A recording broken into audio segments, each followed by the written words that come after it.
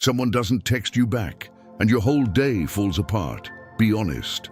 That's not sensitivity. That's a man who handed his self-worth to a stranger and is now waiting for permission to feel okay. Today I'm breaking that down and killing it. This one's going to sting a little. You keep score. Every day. You just don't call it that. Every message that goes unanswered. Every room you walk into where nobody looks up. Every meeting where your idea gets talked over and someone else's version of it gets praised 10 minutes later. You tell yourself it's nothing. It's not nothing. It's a running tab of not enough, and you've been paying interest on it for years. Here's the sentence you need to hear, and it's not going to feel good. If your mood rises and falls based on that tally, you don't have self-esteem. You have a loan, and other people are the bank. They set the terms. They decide when you get paid. Most days they don't pay you at all, and you keep showing up anyway, hoping today's the day they finally do. Enough of that. Most men think respect gets built from the outside in. Get the body, get the money, get the title, get the girl to double take. Then finally you'll feel like something. That's not a plan. That's a hole with no bottom. External wins don't stay won. The promotion becomes the new baseline by Monday. The compliment is gone by dinner. The respect you earned yesterday has to be re-earned today and tomorrow and every day after that, forever, on someone else's schedule, at someone else's mercy. You're not building anything. You're pouring water into a bucket with a hole in it and calling it progress. The Stoics named this problem 2,000 years ago, and they didn't soften it. The dichotomy of control. Everything in your life splits into two piles. What's actually yours? Your effort, your judgment, your discipline, your reactions, your word. And what was never yours? Other people's opinions, their moods, whether they text back, whether they respect you today or ever. Most men build their entire identity out of pile two, land that was never theirs, and then they're shocked when the ground keeps shaking. Here's the uncomfortable part. Don't look away from it. This didn't start with the girl who left you on red. It started years before that. Maybe a father who only spoke to you when you achieved something. Maybe a room full of other boys where the only way to matter was to be loudest, fastest, hardest to beat. Nobody ever told you plainly, you don't have to perform to be worth something. So you learned, nobody sat you down, you just absorbed it. That attention had to be earned, won, fought for. And a boy who learns, that becomes a man still fighting for it at 35, still performing for people who were never going to hand him what he actually needed, because what he needed was never really about them in the first place. This isn't therapy hour.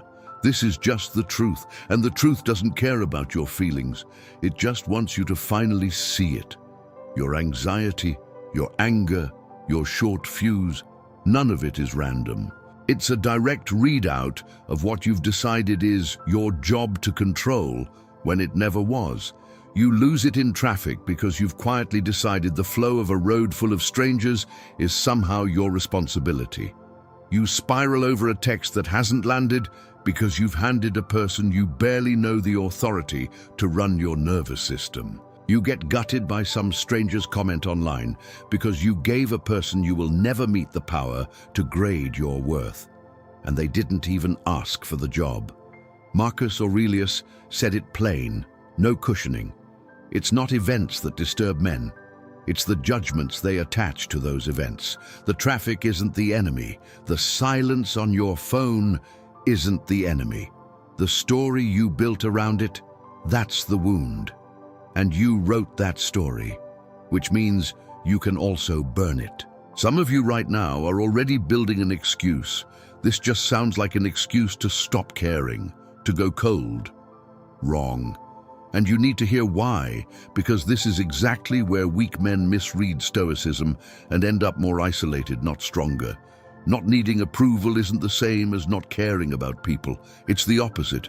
A man who's stopped begging for approval is finally free to actually show up for someone instead of managing their opinion of him. He can tell a woman the truth instead of calculating what keeps her interested. He can tell his boss what he actually thinks instead of running numbers on what keeps him liked. He walks into a room without doing math on whether he'll be accepted. Detachment from what you can't control isn't coldness. It's what makes you capable of real warmth instead of a performance of it. Old story still lands. A man trained for years under a Stoic teacher, studied every principle, could quote the man cold. Then someone humiliated him in public, and he lost it. Went back to his teacher furious, asking how he could still feel wrecked after all that training. His teacher didn't comfort him. He told him straight, knowing the principle and living it under pressure are two different animals. You don't get calm by memorizing a quote about ignoring other people's opinions. You get calm by staying steady in the exact moment someone tries to take that ground from you. So think about the last time someone came at you in front of others.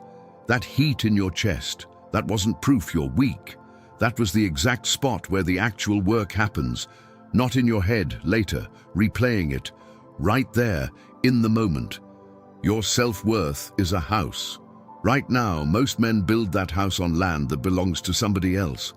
Other people's opinions, their moods, their attention. Which means you're one bad mood, one unanswered message, one insult away from your whole structure shaking because you never owned the ground under it in the first place.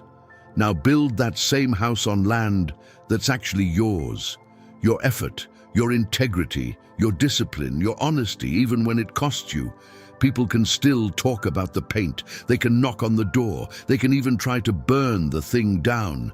It doesn't matter. It's built on your land now. It doesn't move for them. That's the entire shift. Not stop caring what happens to you. Just stop building your whole identity on ground somebody else owns. A man who stops outsourcing his worth doesn't get colder. He gets precise. He knows exactly what earns his own respect. Keeping his word, doing the hard thing before the easy thing, telling the truth when a lie would be softer.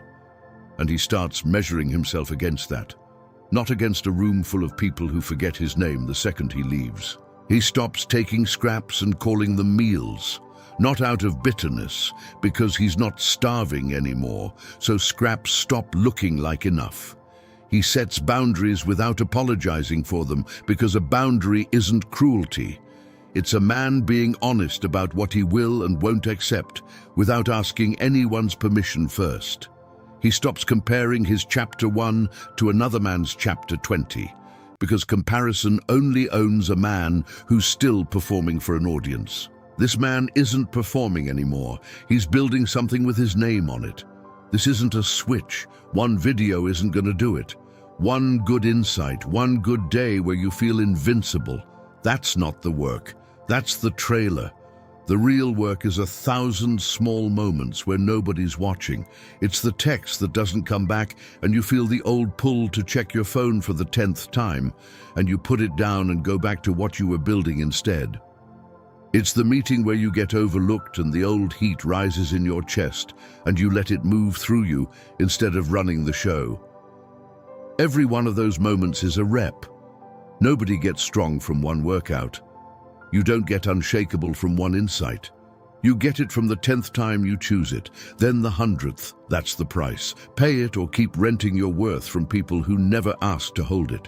Every single day, you're going to get handed a dozen small chances to hand your worth over to somebody else.